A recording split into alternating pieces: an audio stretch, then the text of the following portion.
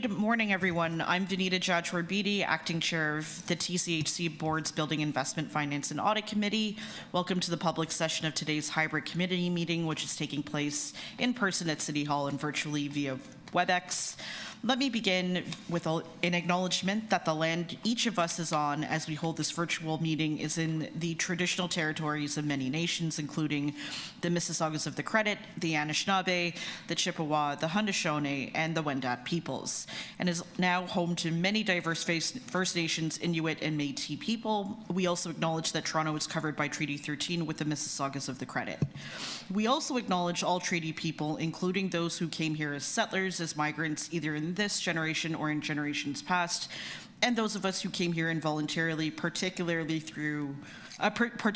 those brought to these lands as a result of the transatlantic slave trade and slavery. We pay tribute to those ancestors of African origin and descent. During today's public session, there are 5 reports brought forward for the BIFAC's approval and 11 reports brought forward for information. We thank those joining our public session for their patience as we resolved our in-camera session. First and foremost, would members of the BIFAC committee please indicate any agenda items in which they have a conflict of interest together with the nature of the conflict? Seeing none, do any directors wish to hold matters on the agenda?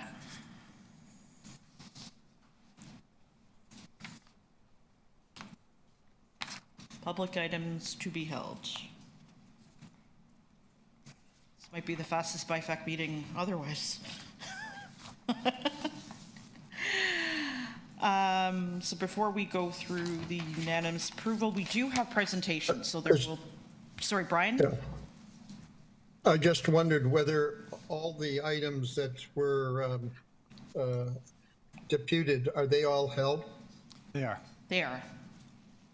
Okay. All right. Can I just get a rundown of our held items so we can motion to approve this, please? The items about which we have deputations that'll be held are 8 and 15A to 15D. And if nothing else is held, we would approve those at the beginning of the meeting. Perfect. So items held 8, 15A, B, C, D. Beyond that, seeing no other held items, motion to approve. Naram is first. Brian as second. All in favor? Excellent. Motion carried. We can advance to item 8 first with the deputation. Mr. Avila, are you ready to make your deputation?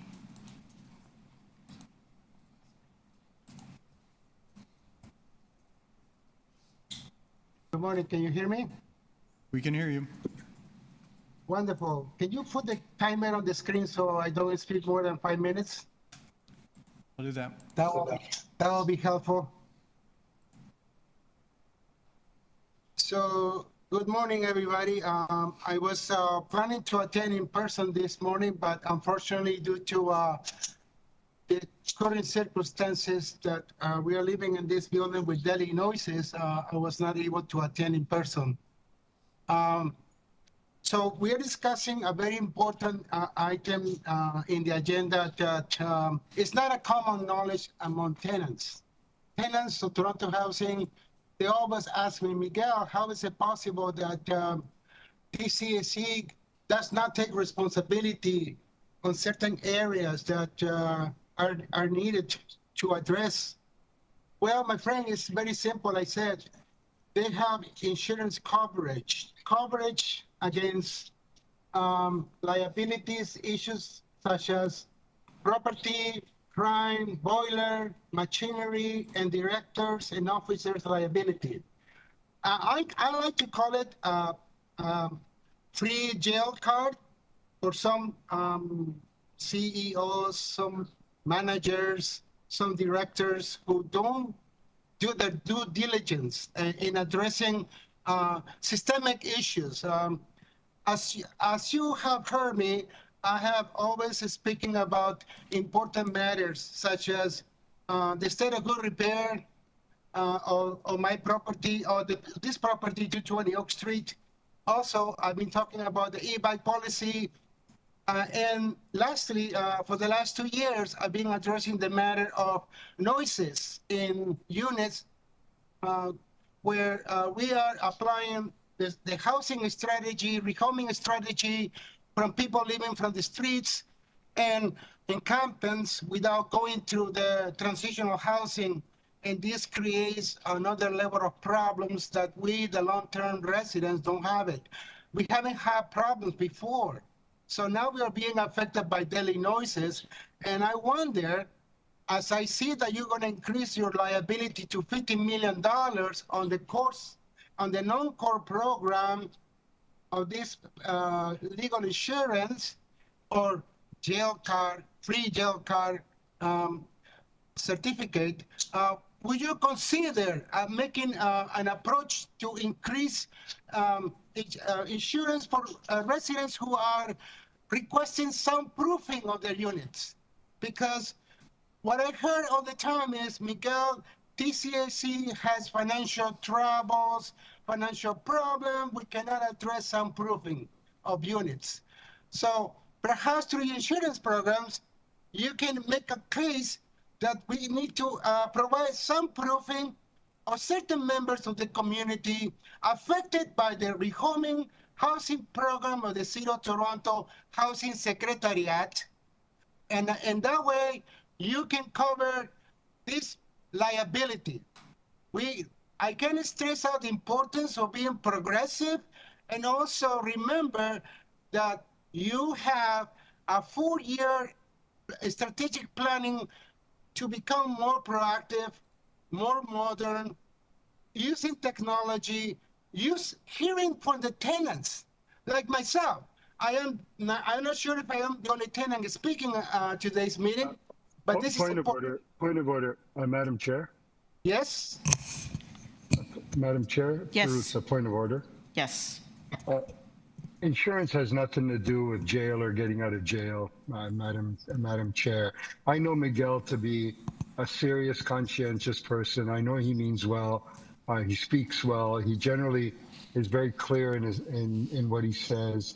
But I would ask him to rethink that.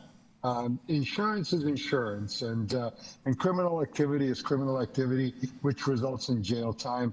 And insurance doesn't bail you out of jail, or doesn't you remove that jail or potential jail from your path. So Miguel knows that, and I would just ask him to watch his language, because I really, Miguel, this is a serious place. So use serious language, please. Thank you, Councillor Perusa. Can I continue? Yep, you've got 1 minute left. All right, Councilor Perusa, thank you so much for your honest words. I apologize for using that language. Perhaps it's just frustration, because I've been trying to convince TCHC about the importance of addressing noises in residential units and how to solve them. Like soundproofing units, it's not a thing out of the ordinary. It's something that most progressive organizations provide for their tenants. Thank you so much. And that is my deputation for this morning with regards to item number 8. And sorry again. No problem. Thank you, Miguel. Are there any questions from the directors for the deputant? Seeing none, may we have a motion to receive the 2025-2026 corporate insurance removal and forward to the board? First, Narum. Second is Brian. All in favor? Motion carried. We can move on to 15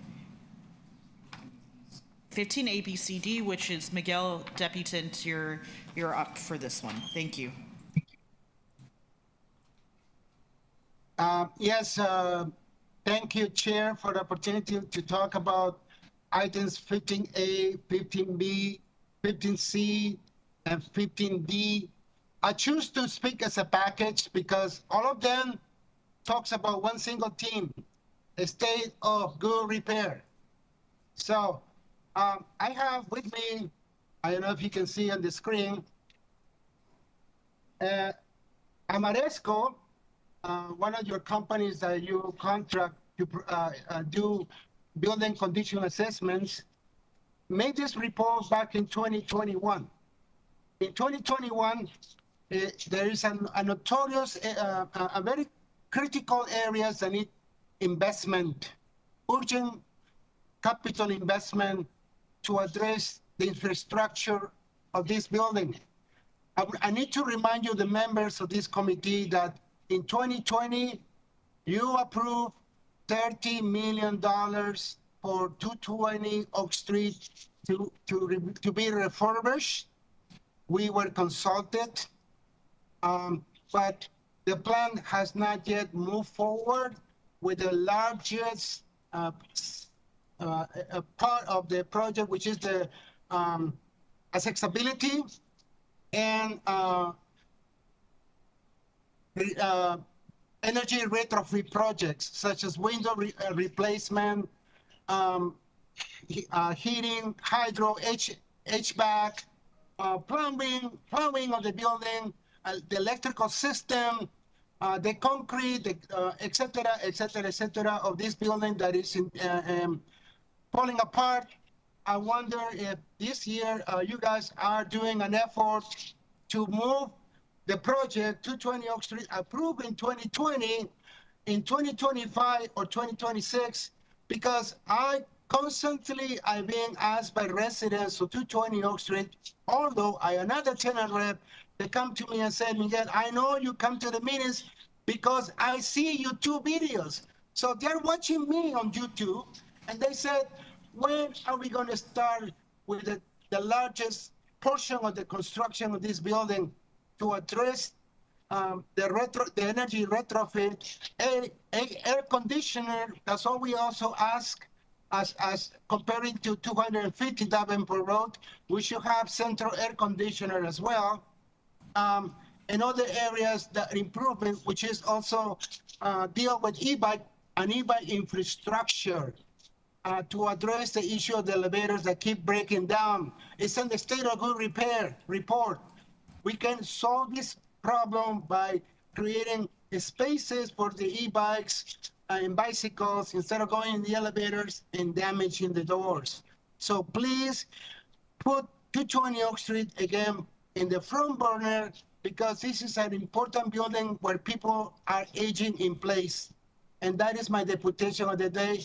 Thank you so much. Thank you, Councilor Perusa, for your wise words. And yes, I'm a serious man, because that's why I come here, because I'm a serious person and I was on serious decisions too. Thank you. Thank you. Thank you. Are there any questions for the deputant? Seeing none, thank you, Miguel, as always, for your thoughtful review and participation in our meetings. We appreciate it. With that, related to item 15C, not for discussion, just to add to board action item list in both public and in camera. Noah, VP of FM, I have some recommendations for you that we can best suit offline for preparation before the October 17th board meeting. So that's the only thing I wish to add to that. Given that these were the only items that were held, are there any other business from board members? Sorry, we need a motion to receive and approve in the case of one item, right? Can we have a motion to receive and approve items 15 A, B, C, D, and forward to the board where indicated? Naram, thank you. Brian, thank you. All in favor, thank you. Motion carried. Item 15 is closed. And that concludes our held items for the agenda. Is there any other business for the public session? Seeing none, thank you. Can we have a motion to conclude the public session of the TCHC BIFAC meeting? Naram first, Brian second. All in favor. Thank you, everyone. Enjoy the rest of your day. We appreciate your time.